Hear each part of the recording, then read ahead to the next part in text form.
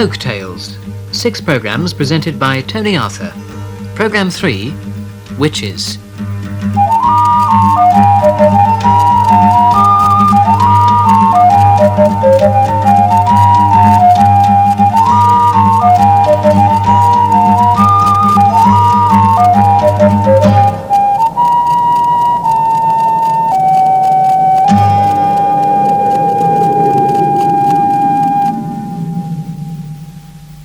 There are probably more witches living in Newcastle, Birmingham and Brighton at the moment than all the witches of the last 300 years put together. Witchcraft has become fashionable in Notting Hill basements and suburban sitting rooms.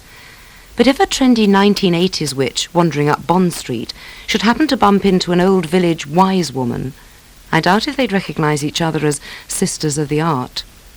Even the names are different.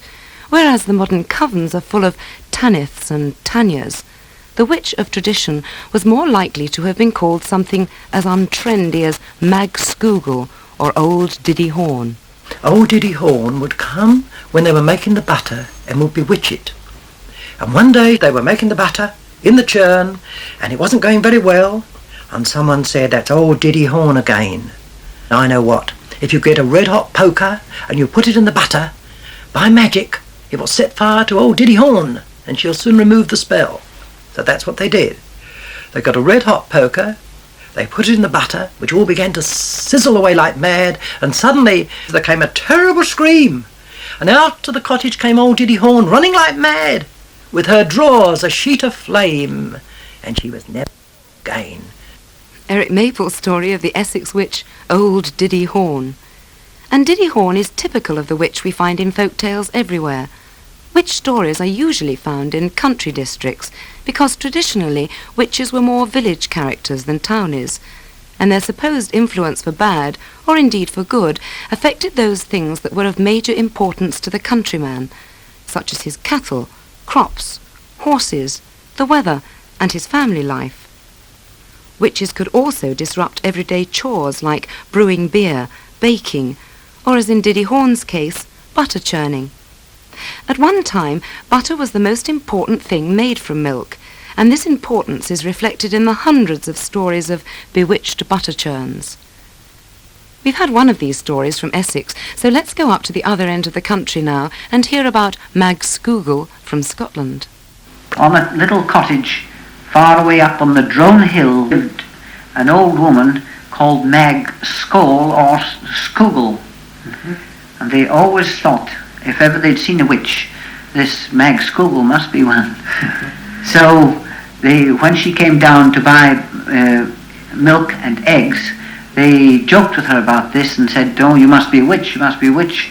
And one of them said, "Do you believe in witchcraft?" And she said, "Of course I do," says Mag Scoogle. "Come on, let's see you do something." And at this point my grandmother was busy churning, and she said, "Well, I'll cast a spell on the churn and your mother won't get any butter." So they laughed and laughed, and she went across to the churn and she bent over it and she muttered for about a couple of minutes over it and walked away, and there was never any butter. It never turned to butter at all. Jock Coburn and the witch Mag Scoogle.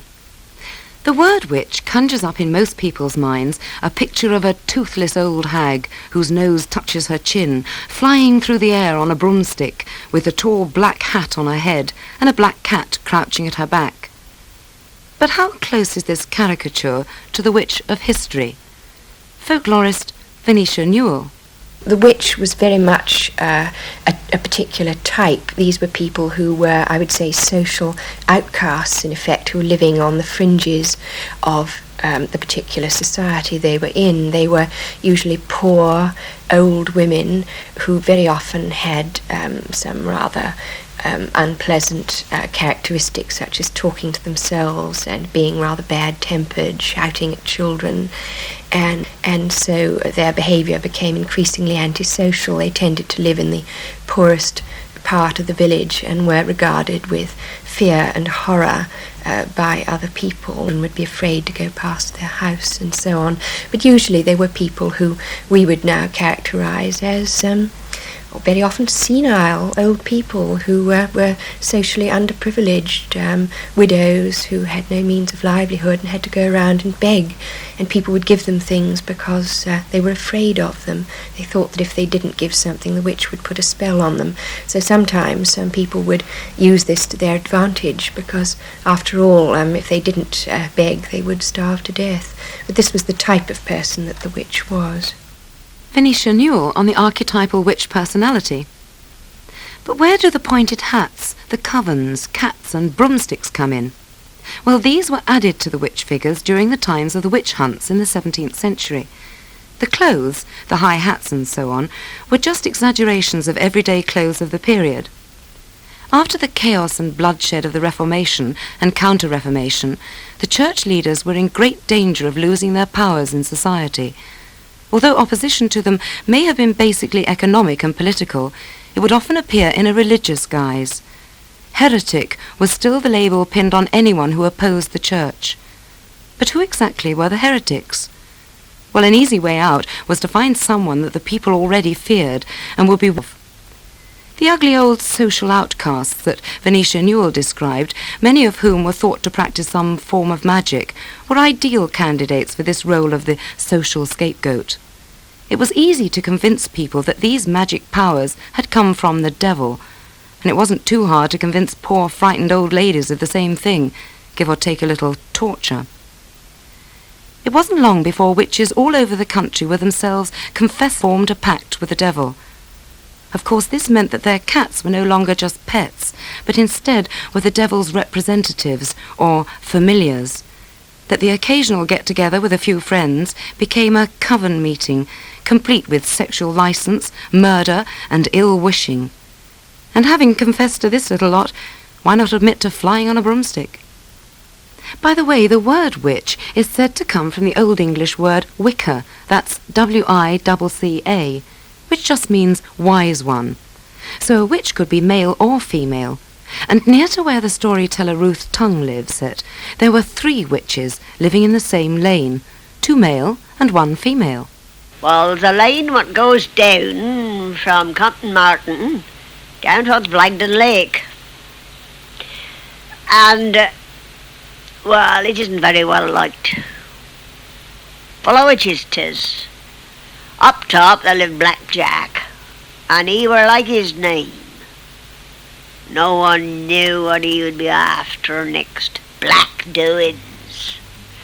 And then halfway down was Slippery Sarah. She were a grey witch. Oh, she could tell you lovely tales. Half the time they was lies, half the time they was true, and you had to take a pick as to which was which. And then down at the bottom were old Dog White, whom everybody sent for if the cattle was ailing and the children had got that whooping cough or anything were wrong. They sent for old Jack White. He was probably a white doctor he were.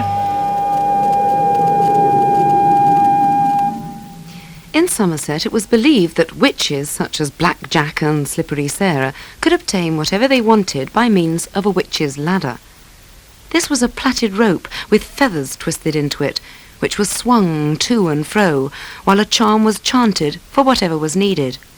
It was thought that by this method a witch could even at some distance draw milk from her neighbour's cow. This idea is still widely known in Scotland, where the process is called taking the fruit or taking the profit. Dr. Alan Bruford of the School of Scottish Studies in Edinburgh has come across various other methods that were used by Scottish witches to take the profit. In Roxburghshire, 2 tailors watched a farmer's wife draw the milk of a whole valley from a tap in her wall. In Kintail, a minister made a woman show him how she milked the pot chain over her fire and cow milk dry. In Barra, a passer-by cut open a long stem of seaweed carried by a witch, and milk gushed out. In Sutherland, at the beginning of this century, at least one witch was still said to have a stake in the earthen floor of her kitchen, with a tap in it which she could turn to get her neighbour's milk. The magic doesn't just stop at milk. The witches are said to have been able to draw goodness from anything they fancied. Corn, fish, beer, or even, for some reason best known to themselves, to do was to drag their rope through or close to whatever they wanted and repeat an incantation. Ah to me, ah to me.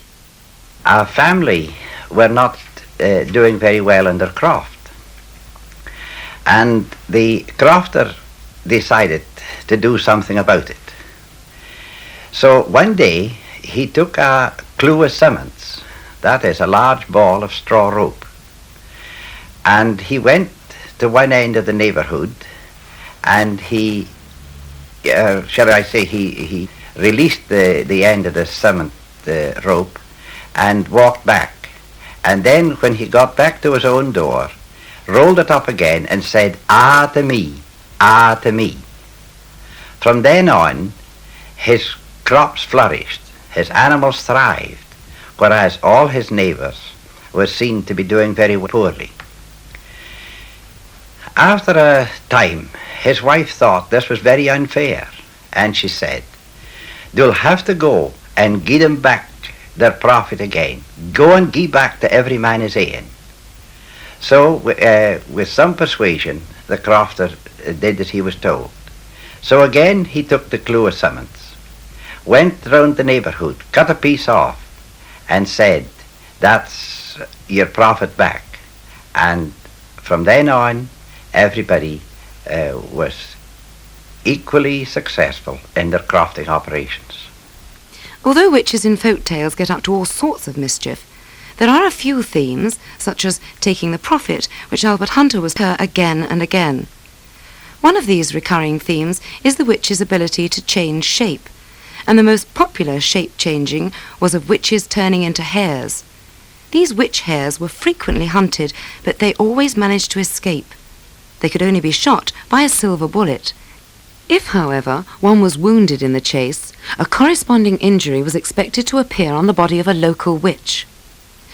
You may remember Wilf Norman from Somerset in an earlier programme, who told us about a 19th century witch, Fanny Pope, who turned herself into a hare. Well,